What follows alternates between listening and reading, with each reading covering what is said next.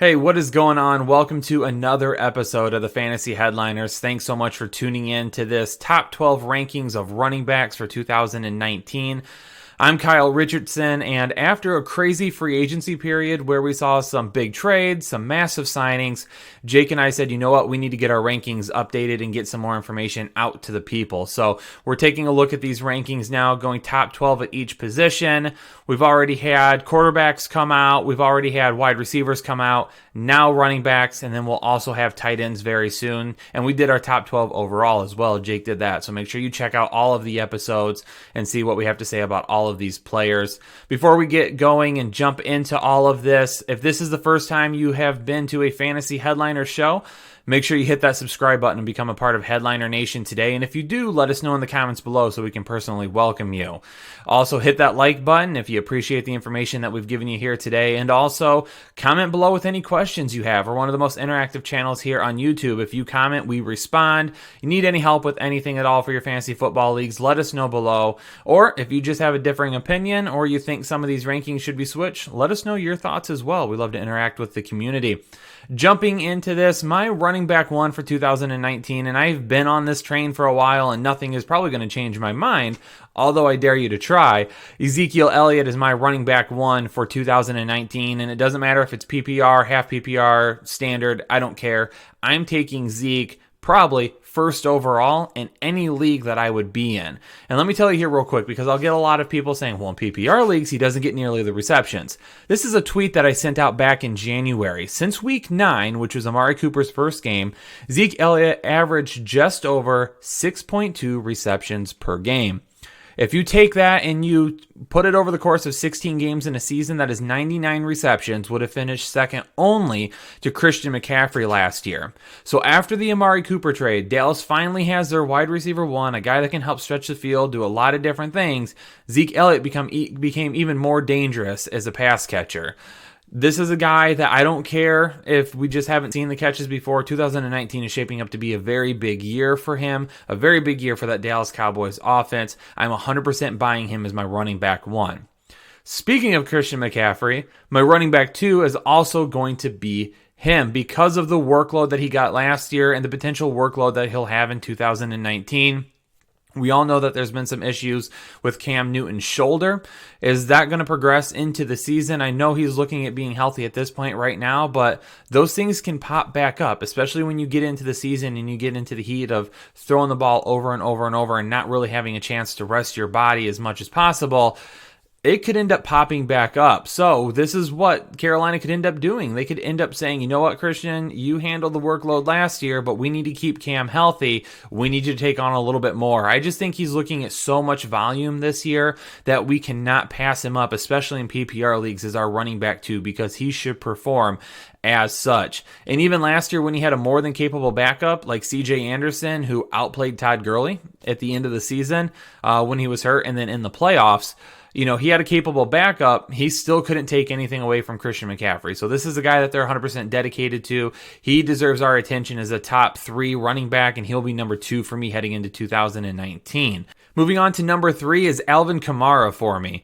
I mean, this is a guy that 100%, he could end up being higher, but I just don't see as much volume in the running game as Zeke and Christian McCaffrey will probably end up having. But I had him a couple of spots lower as we headed into free agency, but now that Mark Ingram is officially gone, I'm 100% bumping Alvin Kamara up because the Saints have now told us by not re-signing Mark Ingram is they believe Alvin Kamara can take a little bit more of a workload. Now, Latavius Murray being signed shows me that they still plan on using another back in that running game, that they're not going to give Alvin Kamara nearly as many touches as maybe some of these other top-end running backs actually rushing the ball.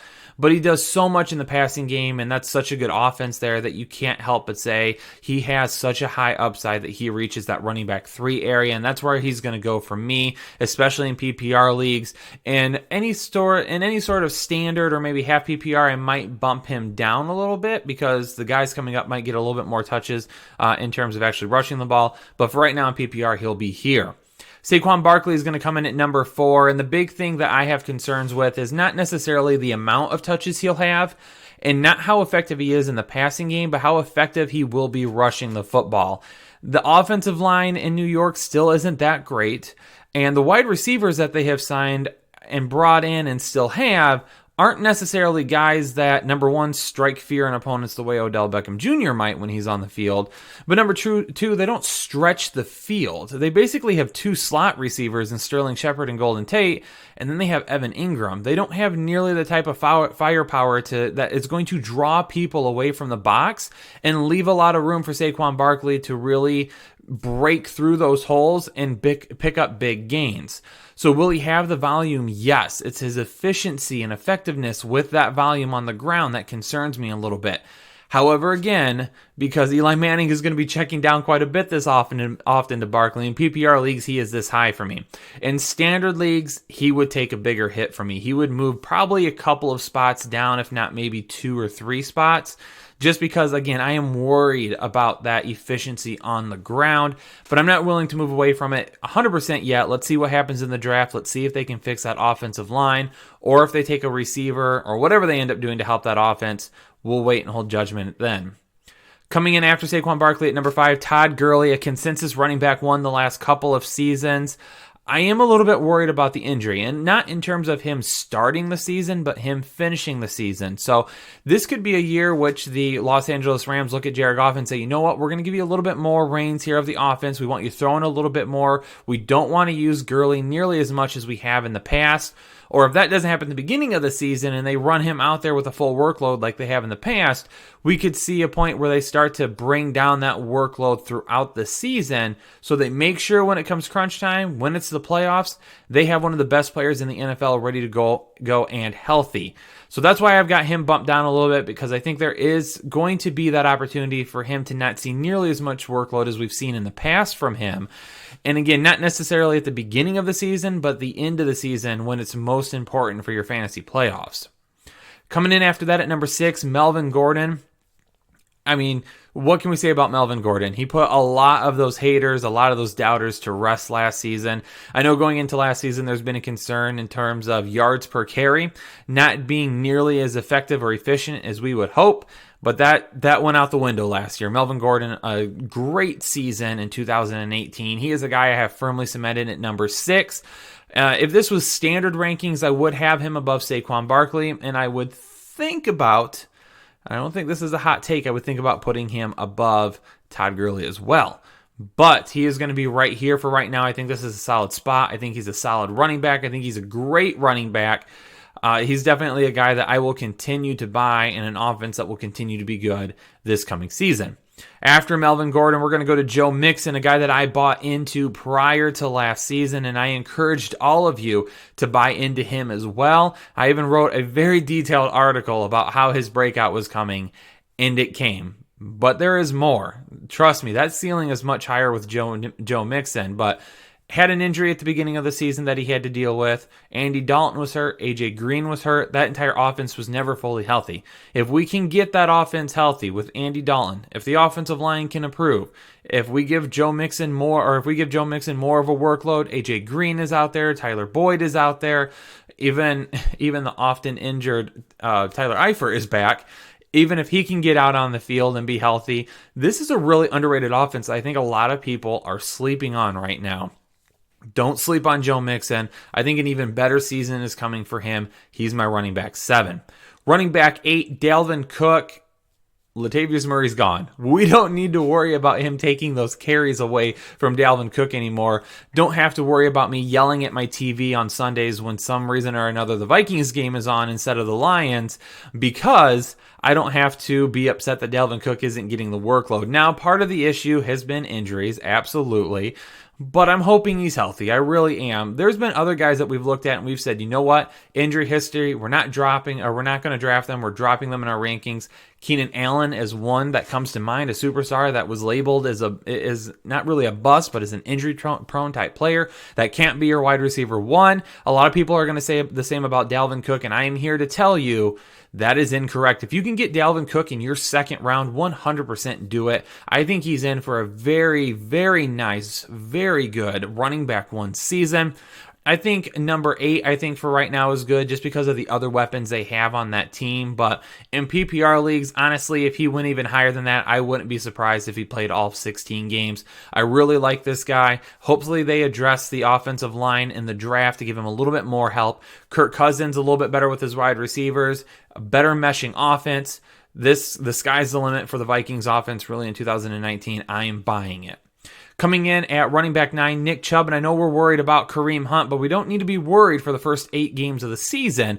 We won't see Kareem Hunt during that time, and even after that, even after Kareem Hunt is back and in the lineup, he's not going to come steal Nick Chubb's job. He's not going to become the running back 1. He's not going to eat into Nick Chubb's workload where he drops. The reason that I have him at number 8, though, is because I think he is a much better running back at the beginning of the season, but I think he will drop just a little bit. I think those fantasy points per game could end up coming down just a tad after Kareem Hunt comes back. So I think if you have a Nick Chubb, I think you're really riding his coattails for the first several weeks of the season. He's going to give you some really strong running back 1 performances, and then after that, we might be looking at some high upside running back 2 performances just because Kareem Hunt could potentially steal some of those passes. But I'm not going to shy away from Nick Chubb. I'm not going to look over him because of Kareem Hunt. He's still a guy that I'm going to draft. He's still a guy that I'm going to draft often. ADP will probably start to slip a little bit. You could probably get a pretty decent value on him come draft day. Coming in after Nick Chubb at number 10, Le'Veon Bell. I know a lot of people have him much higher on that offense, but the reason that I have him lower is basically for the same reason that I kind of talked about with some other players, such as like Todd Gurley, but in reverse order. So Todd Gurley, I'm not worried about the start of the season. I'm worried about the end of the season. With Le'Veon Bell, it's the opposite. I'm worried about the start of the season, not the end of the season. A guy has taken the entire season off in 2018. He's probably not going to play a whole lot in the preseason this year. And in years past, when he's taken off the preseason and he's held out, he takes a little bit of time to get going. Even in 2017, when he last played, it took him 2 or 3 games before he finally hit all cylinders and started rolling in a very good offense. This offense in New York still has a lot to prove, but I like it. I know I was down on Sam Darnold last year. I feel like he's proved me wrong. I think he's a very good value this year. They have Robbie Anderson, Quincy Enunwa. I think they've done a lot with that offense there. I'm really excited to see what they end up doing with everybody. And even Jamison Crowder, adding him, I think he was a very solid add. Le'Veon Bell is going to do a lot of good things this year, but we're going to have to wait a little bit. I think he's going to need to get going. I would accurately say, in my opinion, 3 to 4 games before we finally see the true Le'Veon Bell with the Jets. But that's okay because he will finish the season strong. So for those of you out there who like to buy value early in the season, if Le'Veon Bell gets off to a crappy start, for the lack of a better word, if he gets off to a crappy start, go buy him because you'll get better results the rest of the season. Running back 11, David Johnson. A lot of people were taking him as a running back 2, even a running back 1 last season, and I warned people before the season. I don't think he'll be a bust in terms of not giving you decent value. I just don't think he's going to give you the type of value that warrants a top 3 or 4 pick in a draft, and it didn't happen. Now, to his point, he did end up finishing as a running back 1, even though it was an inconsistent season, and it was a bad offensive line. It was moving to quarterbacks. It was getting Sam Bradford out of there. It was putting Josh Rosen in there. There was a lot of different things that happened, and the one thing that didn't help either was the shoddy play calling. It wasn't great play calling last year. The offense just didn't work well. I expect that to change under Cliff Kingsbury. I do think he's going to be a guy that's going to get the most out of his best players. David Johnson is the best player on that field. I expect a bounce back season. I do think, again, though, there could be a little bit of growing pains here and there, a little inconsistency from time to time, but I will still buy him as my running back 11. Running back 12, you might be surprised to see that name there, and you may have been thinking this entire time, what in the hell is Kyle doing putting Derrick Henry as a running back 1? But if you're a part of Headliner Nation, you've watched our other shows, you know that I've had him here for a while, okay? And the reason that I've had him here is because I fully believe this is the season where the Titans get it through their head that they need to lean on Derrick Henry. Now, I didn't buy him last season. I told people, stay away from Derrick Henry. I'm not buying it. That one huge game against the Chiefs is not going to be enough for me to say this guy is a top-end running back 1. It's not going to happen. So because so many people were fooled then, a lot of people are saying, I'm not going to be fooled now. But his season, even though again a lot came in a very short period of time, it was extended a little bit more than just that one playoff game. Derrick Henry looked good for several weeks at the end of last season. Dion Lewis is still there, but we're going to get him out of there, okay? He's not going to get nearly as many touches as they did before. The Titans are saying this season, look, we are going to throw Derrick Henry out there. We are going to run this offense through him. We're going to wear down opposing defenses. We are going to go out there and say, Derrick Henry, you're our guy. You're going to make Marcus Mariota go. So Marcus Mariota just needs to be good. He doesn't need to be great. He doesn't need to win games. He just doesn't need to lose games. And they're really going to use Derrick Henry to pound the football, wear down opposing defenses. And I think that's a really good strategy. Not only that, but a great signing on the offensive line, bringing in the number 2 rated run blocker from the Los Angeles Rams. They bring him over and put him into the lineup there, which is excellent news for Derrick Henry, and just, again, reconfirms to me their commitment to the run game and what they are going to be doing in 2019. So those are my top 12 running backs as of right now. Still a lot of offseason left. A lot of things could change. Make sure you're keeping an eye out for our rankings. They're going to be in a lot of different places coming very soon. So a lot of great things to come here at the Fantasy Headliners. But again, real quick, if you haven't done so yet, hit that subscribe button, hit that like button, let us know your thoughts in the comments below. We appreciate you tuning into this episode, and we will catch you on the next one.